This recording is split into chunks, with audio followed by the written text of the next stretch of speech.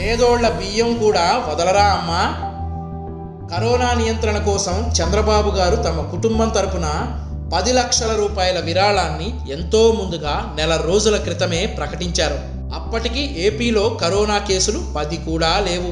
అదే సమయంలో తెలుగుదేశం శాసనసభ్యులు, శాసన మండలి సభ్యులు తమ 1 నెల వేతనాన్ని విరాళంగా ప్రకటించారు. మరి ముఖ్యమంత్రి కుటుంబ సభ్యులు కానీ, వైసీపీ నేతలు కానీ తమ తరపున ఎంతేసి ఇచ్చారన్నది ప్రజలకే తెలియాలి.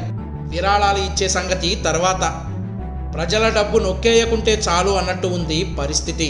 కరోనా కిట్ల కొనుగోలులోని అక్రమాల గురించి జనం మాట్లాడుకుంటుండగానే పేదలకు పంచాల్సిన రేషన్ బియ్యాన్ని వైసీపీ మనుషులు పక్కదారి పట్టించేస్తున్న మరో దారుణం బయటపడింది.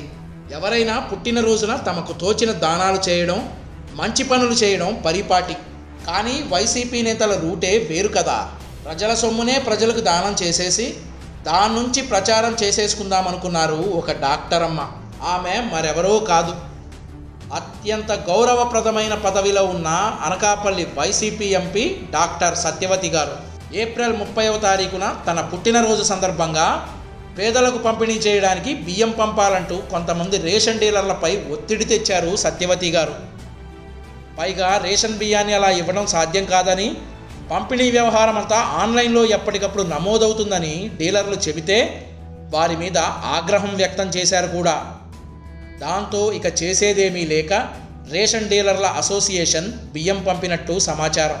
ఇందుకోసం ఎంపీ అడిగిన మేరకు బియ్యాన్ని డీలర్ అసోసియేషన్ నాయకులు ఎంఎల్ఎస్ పాయింట్ గోదాం ఇన్ఛార్జ్ నుండి అరువుగా తీసుకున్నారు.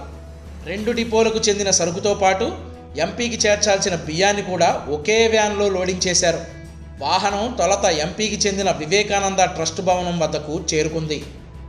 అక్కడ బియ్యం అన్లోడ్ చేస్తుండగా స్థానికులు అడ్డుకోవడంతో గుట్టు రట్టయింది.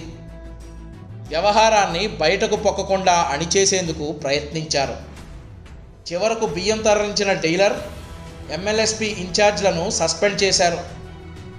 మరి దీనంతటికీ మూలకారకురాలైన వైసీపీ ఎంపీ గారిపై ఏం చర్యలు తీసుకుంటున్నారు? గతంలో ప్రభుత్వానికి హ్యాండ్ ఓవర్ చేసినప్పటికీ అసెంబ్లీ ఫర్నిచర్ విషయంలో మాజీ శాసనసభ స్పీకర్ కోడెల శివప్రసాద్ గారిని కేసులతో, ట్వీట్లతో, మాటలతో వేధించి హింసించి నీతి కబుర్లు చెప్పిన పెద్ద మనుషులు ఇప్పుడు ఏమయ్యారు? నోటికి తాళాలేసుకున్నారా? పేదోళ్ల బియ్యం కూడా వదలకపోతే ఎలా?